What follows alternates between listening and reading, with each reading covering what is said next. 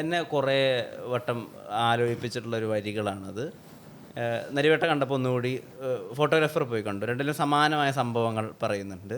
നരിവേട്ട കുറച്ചുകൂടി ഇതിന് ഒരു വലിയ കൊമേഴ്ഷ്യൽ ആംഗിളിൽ പറഞ്ഞപ്പോൾ ഫോട്ടോഗ്രാഫർ അവിടെ പറഞ്ഞു വെച്ചത് കുറച്ചുകൂടി എന്താ പറയുക, കുറച്ചുകൂടി പ്രാക്ടിക്കലായിട്ടുള്ളൊരു കാര്യമായിട്ട് എനിക്ക് തോന്നിയിട്ടുണ്ട്. കുറച്ചുകൂടി ഇതാണ് നടന്നത്, ഇതിൻ്റെ കാരണം ഇതായിരിക്കാം എന്ന് കുറച്ചും കൂടി ഡീപ്പായിട്ട് പോയതുപോലെ എനിക്ക് തോന്നിയിട്ടുണ്ട്. ഫോട്ടോഗ്രാഫർ കണ്ടുകൊണ്ടിരിക്കുമ്പോൾ എന്നെ ബോധർ ചെയ്തിട്ടുള്ളൊരു ചോദ്യം ഇതാണ്. അത് രഞ്ജൻ പ്രമോദനെ എപ്പോഴെങ്കിലും ഫീൽ ചെയ്തിട്ടുണ്ടോ എന്ന് എനിക്കറിയില്ല. നമ്മൾ ഫോട്ടോ എടുത്തത് കൊണ്ടാണോ വൈൽഡ് ലൈഫ് സാധാരണ ആളുകളുടെ ലൈഫിലേക്ക് ഒരു ലൈഫ് സ്റ്റൈലായിട്ട് കയറിയത്, അത് അവരെ ബാധിച്ചിട്ടുണ്ടോ എന്നുള്ള ആ ചോദ്യം ബാധിച്ചിട്ടുണ്ടോ? തീർച്ചയായിട്ടും ഉണ്ട്. കാരണം നമ്മൾ അവരെ ഒരു എന്താ പറയേണ്ടത്, ഒരു മ്യൂസിയത്തിലൊക്കെ പോയി കാണുന്നത് പോലെ ഒരു പരിഷ്കൃതരായ, നമ്മളൊക്കെ ഒരു പരിഷ്കൃതരായ ആൾക്കാർ, അവർ പരിഷ്കാരമില്ലാത്തവർ എന്നുള്ള ഒരു ആംഗിളിൽ കണ്ടിട്ടുണ്ടായിരുന്നു ആളുകളെ. സിമ്പതിയോടുകൂടെ കാണുക എന്ന് പറയുന്നൊരു കാര്യം, സിമ്പതി എന്ന് പറയുന്നത് അല്ല നമുക്ക് വേണ്ടത് എമ്പതിയാണ്. ഈ സിമ്പതി എന്ന് പറയുന്നതിൻ്റെ അകത്തൊരു പ്രശ്നം എന്താ വെച്ചാൽ, ഞാനൊരു വലിയ ആൾ, അയാൾ ഒരു ദയ അർഹിക്കുന്ന ആൾ, അയാൾക്കിപ്പോൾ എൻ്റെ സഹായം ആവശ്യമുണ്ട് എന്ന് പറയുമ്പോൾ ഈ സിമ്പതി തോന്നുന്നപ്പോൾ നമ്മുടെ ഉള്ളിൽ ഞാനൊരു വലിയ ആളാണ് എന്നുള്ള ചിന്തയിൽ നിന്നാണ് ആ സിമ്പതി ഉണ്ടായത്. എമ്പതിയാണ് അവിടെ ഉണ്ടാവേണ്ടിയിരുന്നത്. അപ്പോൾ അങ്ങനെ നമ്മൾ ഫോട്ടോ എടുത്തത് കൊണ്ട് തന്നെയാണ് അവരുടെ ലൈഫ് ഡിസ്റ്റർബ് ആയിട്ടുണ്ട് എന്നുള്ളത് എനിക്ക് തോന്നിയിട്ടുണ്ട്. പരിഷ്കൃത ജീവിതം എന്ന് നമ്മൾ കരുതിയിരിക്കുന്ന ഒരു സാധനത്തിൻ്റെ അകത്തേക്ക്, എന്നുവെച്ചാൽ പലപ്പോഴും അവർക്ക് വേണ്ടി ഉണ്ടാക്കുന്ന പദ്ധതികളും അവർക്ക് വേണ്ടി നമ്മൾ ഒരു പരിഷ്കൃത സമൂഹമെന്ന് സ്വയം ധരിച്ച് വശമായിരിക്കുന്ന ആളുകൾ പരിഷ്കാരങ്ങൾ ഉണ്ടാക്കുന്ന സമയത്ത് അത് അവർക്ക് വേണ്ടതാണോ, അവർക്ക് അനുയോജ്യമായതാണോ, അല്ലെങ്കിൽ അവരെ എങ്ങനെയാണ് ഇങ്ങനെ ഒരു സമൂഹത്തിൻ്റെ ഉള്ളിലേക്ക് കൊണ്ടുവരേണ്ടതെന്നുള്ളതിനെക്കുറിച്ച് വേണ്ടത്ര പഠനം നടത്തിയിട്ടൊന്നും അല്ല അത് നടക്കുന്നത് എന്നുള്ളത് എനിക്ക് തോന്നിയിട്ടുണ്ട്. അതിൻ്റെ പേരിൽ നടക്കുന്നത് ലക്ഷങ്ങളുടെ കോടികളുടെ വെട്ടിപ്പാണ്. കാരണം അതിൽ എപ്പോഴും, കാരണം എന്താ വെച്ചാൽ അത് ചോദിക്കാനും പറയാനും ആളില്ല എന്നുള്ളതാണ് അവിടെ. അപ്പോൾ അവരെ മുൻനിർത്തിക്കൊണ്ട് ഇത്തരം വെട്ടിപ്പുകൾ പലതും നടക്കും. കാനേഷുമാരിയിൽ കണക്കില്ലാത്തവർ എത്ര ആൾക്കാർ മുഴുവനുണ്ട് എന്നുള്ളതൊന്നും നമുക്കറിയാൻ പറ്റുന്നില്ല അവരെ പറ്റിയിട്ട്. ഇപ്പോൾ അതിൽ ചെറുതായ മാറ്റങ്ങളൊക്കെ ഉണ്ടായിട്ടുണ്ടാവാം. കാലം ഒരുപാട് മാറിയല്ലോ. ഫോട്ടോഗ്രാഫർ എടുക്കുന്നത് 10-20 വർഷം മുമ്പല്ലേ. അപ്പോൾ ഇപ്പോൾ ഒരു 10-20 വർഷം കഴിയുമ്പോൾ അതിൽ അപ്പോൾ അതിൻ്റെ ഇപ്പോൾ കഴിയുമ്പോൾ ചിലപ്പോൾ അതിൽ മാറ്റങ്ങൾ ചെറുതായിട്ടുണ്ടായിട്ടുണ്ടാവാം. പക്ഷേ വലുതായിട്ടൊന്നും മാറ്റം ഉണ്ടായിട്ടില്ല. ഈ ഫോട്ടോഗ്രാഫറിന് ഇൻസ്പിറേഷൻ ആയിട്ടുള്ളൊരു കഥ, ഈ പാല് കൊണ്ടുവരാൻ കാട് കിടക്കുന്ന ഒരു ചെറുക്കനെ ഒരു ദൈവം വന്ന് സഹായിക്കുന്നതാണെന്ന് കേട്ടിട്ടുണ്ട്. അങ്ങനെ തന്നെയാണോ? അതെ, അങ്ങനെ ഒരു കഥ ഞാൻ ചെറുപ്പത്തിൽ എവിടെയോ പഠിച്ചതുപോലെയോ സ്കൂളിൽ പഠിച്ച പോലെയോ അങ്ങനെയുള്ളതായിട്ടുള്ളൊരു കഥയാണ്. അല്ലാതെ ഇനി ആരോ എനിക്ക് പറഞ്ഞു തന്ന കഥയാണെന്ന് എനിക്കറിയില്ല. പാല് കൊണ്ടുപോകാൻ പോകുന്ന ഒരാളെ നിത്യവും ഇങ്ങനെ കാട് കടത്തി വഴി കാണിച്ചു കൊണ്ടിട്ടുന്ന ഒരു പയ്യനുണ്ടായിരുന്നു. പിന്നീട് അത് ദൈവമായിരുന്നു എന്ന് അയാൾ തിരിച്ചറിയുന്നുള്ള പോലെയാണ് അതിൻ്റെ ഒരു ഓർമ്മ. അത് ഒരു ഇൻസ്പിറേഷനായിട്ട് ഉണ്ടായിരുന്നു അതിൻ്റെ ഉള്ളിൽ, അങ്ങനത്തെ ഒരു പയ്യൻ എന്നുള്ള ആ ഒരു എലിമെൻറ്റിൽ. ഈ ആ ദൈവം കൃഷ്ണനായിരുന്നു എന്നുള്ളതായിരുന്നല്ലോ സങ്കല്പം. ഈ മീശമാധവന്റെ കാര്യം പറയുന്ന സമയത്തും അതൊരു കൃഷ്ണൻ രുക്മിണി റിലേഷൻഷിപ്പായിട്ട് ആണ് പറയുന്നത് എന്നോട് തന്നെ.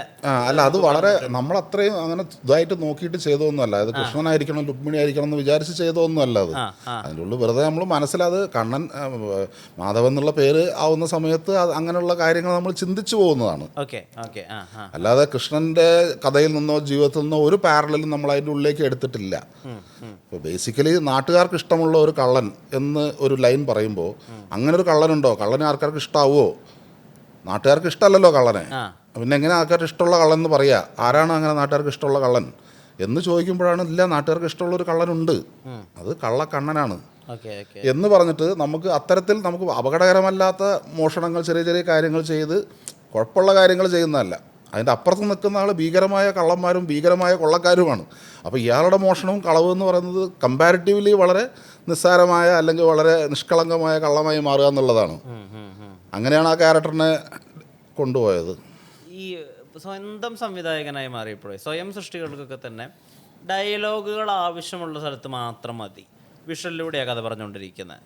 അപ്പോൾ അതിന് ആ വിഷയം ഡിമാൻഡ് ചെയ്യുന്ന നറേറ്റീവ് അങ്ങനെ ആയതുകൊണ്ടാണോ എന്ന് എനിക്കറിയില്ല. ഇപ്പോൾ 0 പോയിൻറ്റ് ബേബി ആയാലും ശരി, അല്ലെങ്കിൽ അതിനു മുമ്പ് ചെയ്തിട്ടുള്ള രക്ഷാധികാരി ബൈജു ആയാലും ശരി, കഥ ആവശ്യപ്പെടുന്ന സ്ഥലത്ത് മാത്രമേ ഡയലോഗുകളുള്ളൂ. ഇതേ ആൾ തന്നെയാണ് തീർന്നു ഈ ജന്മത്തിലെ ബന്ധങ്ങളെല്ലാം പോലത്തെ ഡയലോഗുകൾ എഴുതുന്നത്. അല്ലെങ്കിൽ ഈ പറഞ്ഞ പോലെ മാധവൻ കള്ളനാ പക്ഷേ മാധവൻ കെട്ടൊന്നും ചേക്കോട്ട് പുറത്തു പോയില്ല എന്ന് പറയുന്നത്. അത് കാലത്തിൻ്റെ മാറ്റമായിരുന്നു. ഡയലോഗുകൾ വേണ്ട, വിഷ്വൽ മതി എന്നുള്ളത്. അത് എന്തായിരുന്നു അതിൻ്റെ കാര്യം? ഇല്ല, അങ്ങനെ ഡയലോഗുകൾ വേണ്ട, വിഷ്വലുകൾ മതി എന്നുള്ളൊരു സംഭവത്തിലേക്ക് ഞാൻ വന്നിട്ടേ ഇല്ല, ഒരിക്കലും അങ്ങനെ വന്നിട്ടില്ല. ഞാൻ സിനിമയിൽ വന്നുകൊണ്ടിരിക്കുന്ന കാലത്ത് വെർബോസ്, അതായത് ഡയലോഗുകളിലൂടെ കഥ പറയുന്നതായിരുന്നു സിനിമയുടെ രീതികൾ. കാരണം എന്താ വെച്ചാൽ നാടകത്തിൽ നിന്നും നോവലിൽ നിന്നുമൊക്കെ വന്ന ആൾക്കാരാണ് മലയാള സിനിമയിലെ എഴുത്തുകാരായി വരികയും ചെറുകഥാകൃത്തുക്കൾ അങ്ങനത്തെ സാഹിത്യത്തിലുണ്ടായിരുന്ന ആളുകളാണ് സിനിമയിലേക്ക് വന്നിട്ട് നമ്മുടെ സിനിമയുടെ ചരിത്രം ഉണ്ടായിരിക്കുന്നത്. അപ്പോൾ കൂടുതലായിട്ടും ഡയലോഗിലൂടെ ആയിരിക്കും കുറേ കഥകൾ പറഞ്ഞു പോകുന്നൊരു സമ്പ്രദായം നമ്മുടെ നാട്ടിലുണ്ടായിരുന്നത്. മീശമാധവൻ മുതൽ ഇറങ്ങുന്ന സമയത്ത് മീശമാധവനിലും അങ്ങനെ ടോട്ടൽ ഡയലോഗിലൂടെ കഥ പറയുക എന്നുള്ള, ഡയലോഗിലൂടെ അതിൽ പറയുന്നുണ്ടെങ്കിലും കുറെ കൂടെ സിനിമ എന്ന് പറയുന്നത് ഒരു വിഷ്വലാണ്, അതിനൊരു വിഷ്വൽ ട്രീറ്റ് ആയിരിക്കണം എന്നുള്ളൊരു ബോധം ഉള്ളിലുണ്ട്. അതുകൊണ്ടാണ് ഫുള്ളായിട്ട് ഔട്ട്ഡോറിലുള്ള സിനിമയും ഭയങ്കര കളർഫുൾ ആയിട്ടുള്ള സിനിമയും വിഷ്വലി റിച്ച് ആയിട്ടുള്ള സിനിമകൾ. അത് ഞാൻ എഴുതിയ സിനിമകളിലെല്ലാത്തിലും അങ്ങനെ തന്നെ, നരൻ്റെ അകത്തായാലും ഇതിൻ്റെ അകത്തായാലും അതിൻ്റെ ഒരു ബാക്ക്ഗ്രൗണ്ടും അതിൻ്റെ വിഷ്വൽ എങ്ങനെയായിരിക്കണം എന്നുള്ളതിനെ പറ്റിയിട്ടുള്ളൊരു ചിന്ത അപ്പോഴേ ഉണ്ട്. പിന്നെ ഡയലോഗിൻ്റെ ഒരു പാറ്റേൺ എന്ന് പറയുന്നത് ഇവോൾവ് ആയിട്ട് വന്നിട്ടുണ്ടാവാം, എൻ്റെ ഉള്ളിൽ നിന്ന് അത് ഇവോൾവ് ആയി വന്നിട്ടുണ്ടാവാം. കൂടുതലായിട്ടും ഇപ്പോൾ നമ്മൾ മറ്റൊരു ഡയറക്ടർ സംവിധാനം ചെയ്യാൻ വേണ്ടിയിട്ട് ഒരു കഥ എഴുതി കൊടുക്കുന്ന സമയത്ത് അത് കുറച്ചൊന്ന് അങ്ങോട്ടോ ഇങ്ങോട്ടോ എടുത്തു മാറിയാലും അതിൻ്റെ കൊണ്ട് വേറെ കുഴപ്പങ്ങൾ ഉണ്ടാവരുത്, അതിൻ്റെ അർത്ഥം തെറ്റി വായിക്കപ്പെടരുതാത്ത അത്ര സെൻസിറ്റീവായിട്ടുള്ള കാര്യങ്ങൾ നമ്മൾ എടുക്കാറില്ല ഞാൻ പൊതുവേ. അതൊരു അമ്പിളി അമ്മാവൻ കഥ പോലെ ആണ് എടുക്കുക. അതിന് ജീവിതവുമായിട്ട് വലിയ ബന്ധമൊന്നും ഉണ്ടാവില്ല. ജീവിതവുമായി ബന്ധമുണ്ടെന്ന് അതിനെ തോന്നിപ്പിക്കുകയാണ് നമ്മൾ ചെയ്യുന്നത്. അതൊരു പാരബിൾ പോലെയാണ് പൊതുവേ എൻ്റെ കഥകളൊക്കെ. ഇപ്പം മീശമാധവനായിക്കോട്ടെ, നരനായിക്കോട്ടെ, മനസ്സിനക്കരെ ആയിക്കോട്ടെ, അച്ചുവിൻ്റെ അമ്മ ആയിക്കോട്ടെ, എല്ലാത്തിനും ഒരു സാരോപദേശ കഥയുടെ ഒരു പാരബിളിൻ്റെ സ്വഭാവത്തിലാണ് ആ കഥകളൊക്കെ ഉള്ളത്. വേറെ ഞാൻ സംവിധാനം ചെയ്യാൻ തുടങ്ങുന്ന സമയത്ത് എനിക്ക് അതിൻ്റെ അകത്ത് എല്ലാ കാര്യത്തിലും എനിക്ക് ഫ്രീഡം ഉണ്ട്. അതായത് സിനിമയെ എഴുതുന്ന സമയത്ത് ഒരു ഘട്ടത്തിൽ വെച്ച് സിനിമയെ ഞാൻ നിർത്തി, ഞാൻ അവിടെ ഉപേക്ഷിക്കുകയാണ്. പിന്നെ സംവിധായകൻ്റെ കൊടുക്കുകയാണ്. പിന്നെ സംവിധായകൻ നോക്കി വളർത്തുകയാണ്. ഒരു പെറ്റമ്മയും ഒരു പോറ്റമ്മയും പോലെ അങ്ങനെ വളർത്തുകയാണ്. വേറെ എനിക്കതിലപ്പുറത്തേക്ക് കൂടുതൽ കാര്യങ്ങളിലൊന്നും ഇടപെടാൻ പറ്റില്ല. അപ്പോൾ സിനിമ എന്ന് പറയുന്നത് വിഷ്വൽ ലാംഗ്വേജ് ആയതുകൊണ്ട് തന്നെ അതിൻ്റെ അകത്ത് ഷോർട്ട് ലെൻസ് കൊണ്ടാണ് കഥ പറയുന്നത്. അപ്പോൾ ലെൻസിങ്ങും അത് ഏത് റേഞ്ചിൽ നിന്ന് കാണണം എന്നുള്ളതൊക്കെ സിനിമയുടെ നെറേറ്റീവിൽ ഭയങ്കര ഇമ്പോർട്ടൻ്റ് ആയിട്ടുള്ളൊരു കാര്യമാണ്. അങ്ങനെ ഒരു ബോധം എനിക്ക് വളരെ നേരത്തെ തന്നെ ഉണ്ട്. ഞാൻ ഫോട്ടോഗ്രാഫർ എടുത്ത് കണ്ടു കഴിഞ്ഞാലും ഉണ്ട്, ഞാൻ സംവിധാനം ചെയ്തു ഇപ്പോൾ തന്നെ കാണാൻ തുടങ്ങും. അതെനിക്ക് വളരെ നേരത്തെ ഉണ്ട്. പക്ഷേ നാട്ടിലുള്ള സമ്പ്രദായം അങ്ങനെയൊന്നും അല്ല. ആ രീതിക്കല്ല ഇവിടെയുള്ള സംവിധായകരോ ഇവിടെയുള്ള ചലച്ചിത്ര പ്രവർത്തകരോ സിനിമയെ സമീപിച്ചുകൊണ്ടിരുന്നത് ഞാൻ വരുന്ന സമയത്ത്. അപ്പോൾ എൻ്റെ കാഴ്ചപ്പാടിൽ നിന്നും ഭയങ്കര മാറിക്കൊണ്ടാണ് ഇവിടെയുള്ള സിനിമേൻ്റെ. അപ്പോൾ ഞാൻ ഇതിനോട് അഡാപ്റ്റ് ചെയ്ത് ചെയ്യുക ചെയ്തത്.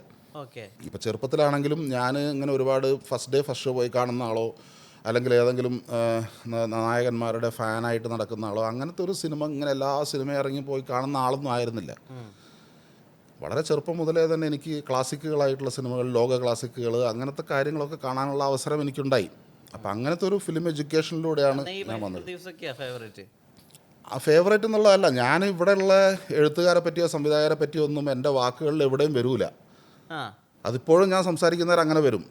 ഇൻ്റർനാഷണൽ പഴയ ഡയറക്ടേഴ്സും ഇൻ്റർനാഷണൽ ഡയറക്ടേഴ്സിൻ്റെ ഒക്കെ പേരുകൾ എൻ്റെ നാക്കിൽ വരും. കാരണം ഞാൻ വളരെ ചെറുപ്പം തൊട്ടേ അങ്ങനത്തെ സിനിമകളാണ് ഞാൻ കാണാൻ തുടങ്ങിയത്. അപ്പോൾ അങ്ങനെ ഇപ്പോൾ 60കളിലൊക്കെ ചെയ്ത സിനിമകളുടെ അകത്തുള്ള ഒരു ഇമേജ് പോലത്തെ ഒരു ഇമേജെങ്കിലും ഒരു ഷോട്ടെങ്കിലും നമ്മൾ ക്രിയേറ്റ് ചെയ്തിട്ട് വേണം മരിക്കുന്നതിൻ്റെ മുമ്പേ എന്ന് വിചാരിച്ചിട്ടാണ് ഞാൻ അത് ശ്രമിച്ചുകൊണ്ടിരിക്കുന്നത്.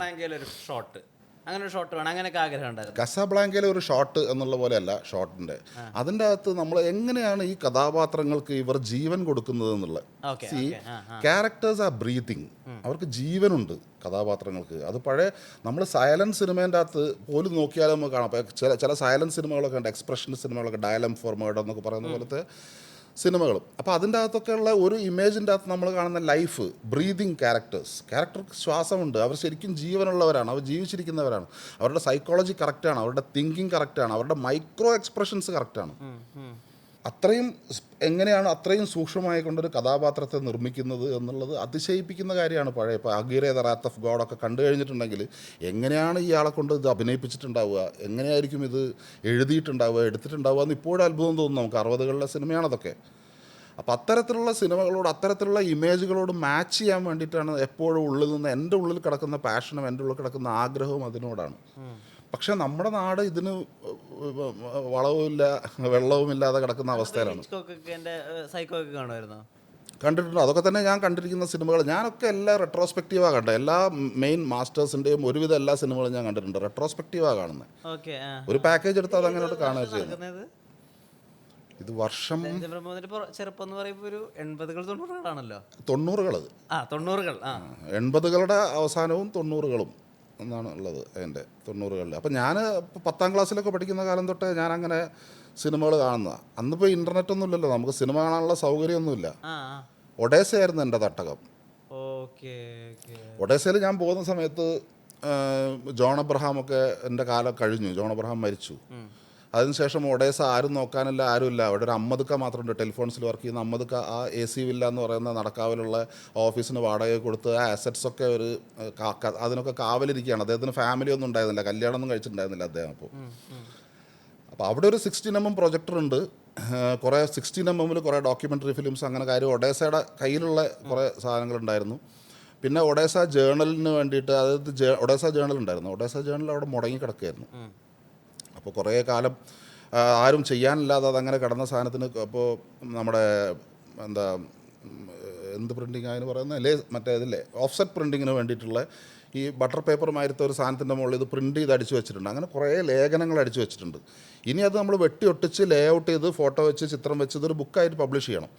അപ്പോൾ അതിന് വേണ്ട ഫണ്ടായിക്കോട്ടെ, അതിന് വേണ്ട കാര്യങ്ങളായിക്കോട്ടെ, അതൊക്കെ നമ്മൾ തന്നെ കണ്ടെത്തണം. അപ്പോൾ അവിടെ ആരും ഉണ്ടായിരുന്നില്ല. അപ്പം ഞാനും എൻ്റെ ഒരു ഫ്രണ്ട്, കോളേജ് പഠിക്കുന്ന എൻ്റെ കൂടെ ഉണ്ടായിരുന്ന മലയാളത്തിൽ പഠിച്ചുകൊണ്ടിരുന്ന ഒരു ഫ്രണ്ട്, പുള്ളി ചിത്രം വരയ്ക്കും, ദിലീപ്. അപ്പോൾ ഞങ്ങൾ രണ്ടുപേരും കൂടെ പോയി ഇരുന്നിട്ട് ഈ സാധനം വെട്ടിയൊട്ടിച്ച് ഇത് ഉണ്ടാക്കാൻ തുടങ്ങി. ഈ ഒഡേസ ജേണൽ ഇറക്കി. അങ്ങനെ ത്രൈമാസിക 3 മാസത്തിൽ അങ്ങനെ ഒരു 3-4 ലക്കം ഒഡേസ ജേണൽ ഞാൻ ഇറക്കി. ഞാൻ എഡിറ്ററായിക്കൊണ്ട് സത്യജിത്രയൊക്കെ പഠിച്ചുകൊണ്ടിരിക്കുക. സത്യജിത്ര മരിക്കുന്ന സമയത്തൊക്കെ ഉള്ള ജേണൽ ഞാൻ ഇറക്കുന്നത്. അതിൻ്റെ സെൻട്രൽ സ്പെഡിൽ സത്യജിത്രയുടെ അനുസ്മരണം ഒരൊറ്റ വരിയിൽ ഉള്ള അനുസ്മരണമായിരുന്നു. അത് ഞാനാണ് എഴുതിയത്. അത് എനിക്ക് കൃത്യമായിട്ട് ഓർമ്മയില്ല. അത് ദിലീപിൻ്റെ കയ്യിൽ ചിലപ്പോൾ അതിൻ്റെ കോപ്പി ഉണ്ടാവും. എൻ്റെ അടുത്ത് കോപ്പി അതിൻ്റെ അകത്തില്ല.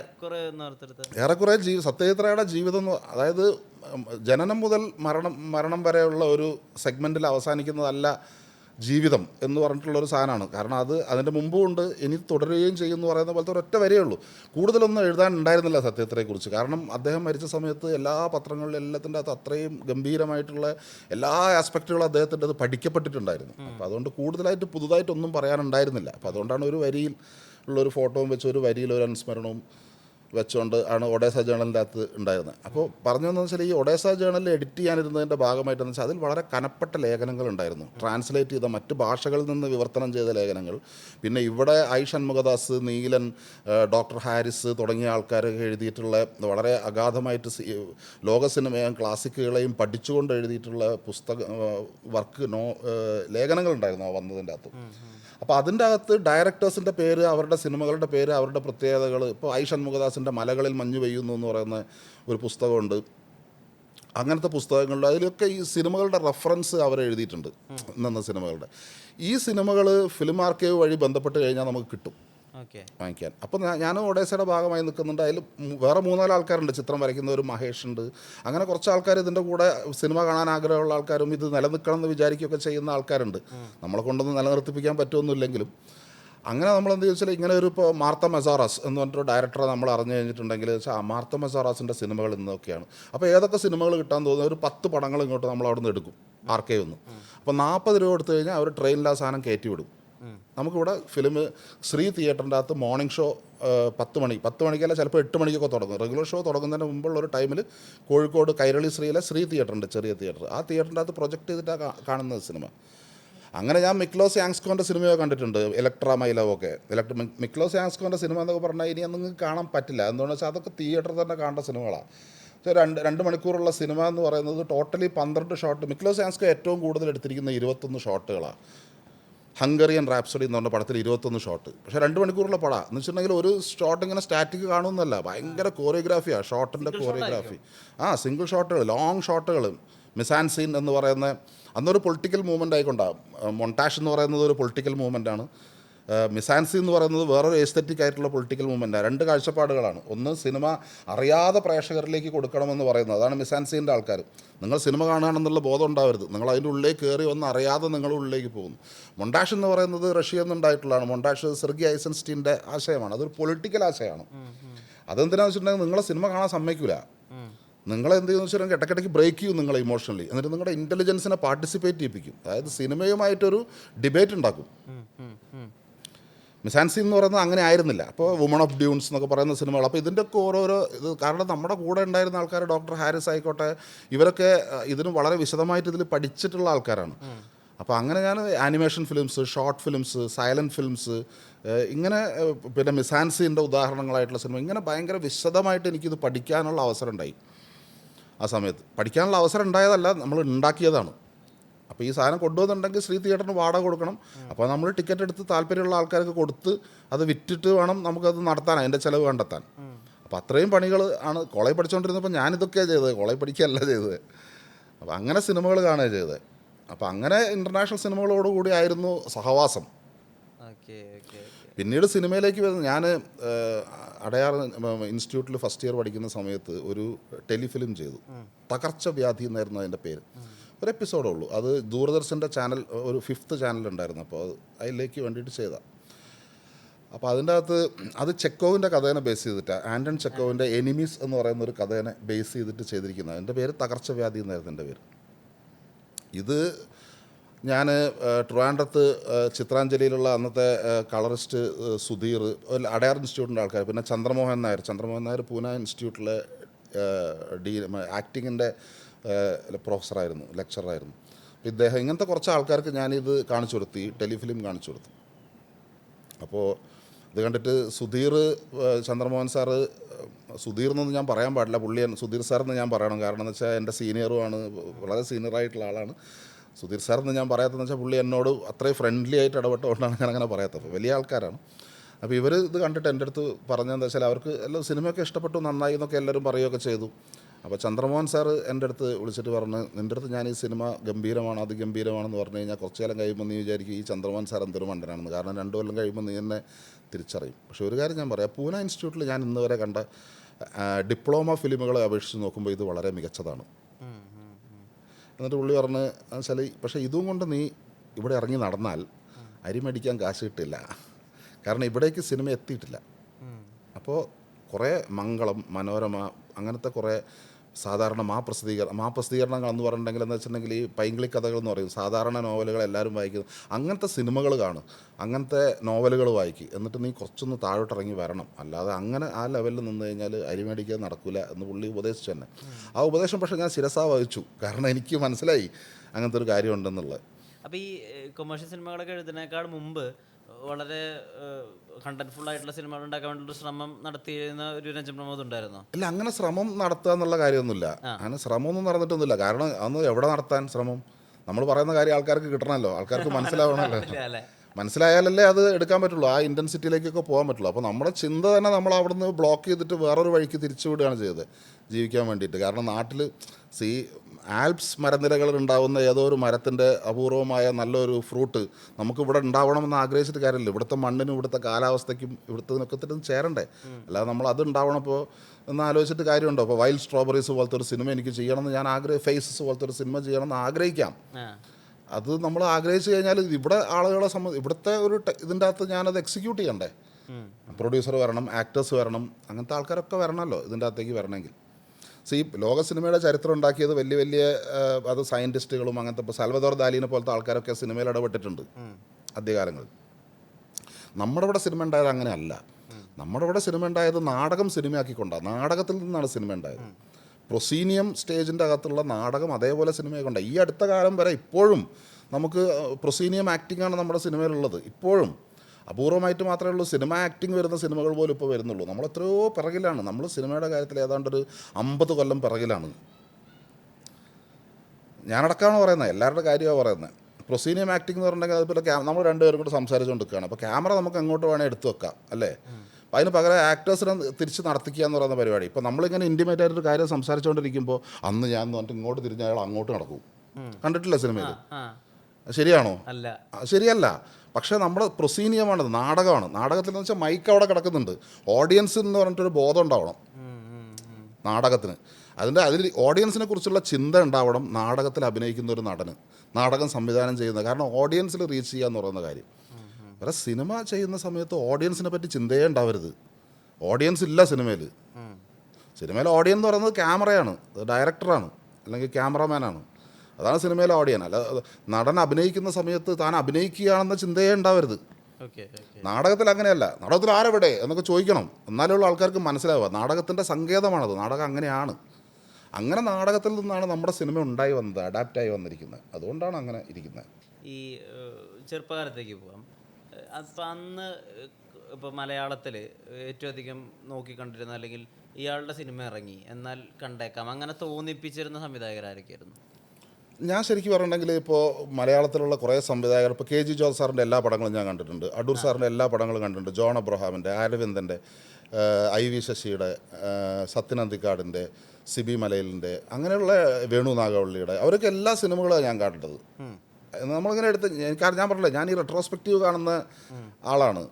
പത്മരാജൻ സാറിൻ്റെ, ഭരതൻ സാറിൻ്റെ ഒക്കെ പടങ്ങൾ ഇരുന്നിട്ട് കാണുന്നത് എല്ലാം പാക്കേജായിരുന്ന് കാണുന്നത്, ഒരുമിച്ചിരുന്ന് കാണുക. ഒരു ഡയറക്ടറെ പഠിക്കാൻ വേണ്ടി ഇരുന്ന് കാണുക ചെയ്യുന്നത്. ആ ഫിൽമോഗ്രഫി മുഴുവനായിട്ടിരുന്ന് കാണുക. അങ്ങനെ ഇരുന്ന് കാണുക ചെയ്യുന്നത്, അങ്ങനെ ഫോളോ ചെയ്തിട്ട്. അത് ചിലപ്പോൾ ഒരു ഡയറക്ടർ ഫോളോ ചെയ്താൽ ഞാൻ ആ ഡയറക്ടർ തന്നെ ആയിരിക്കും ഫോളോ ചെയ്തുകൊണ്ടിരിക്കുന്നുണ്ടാവുക.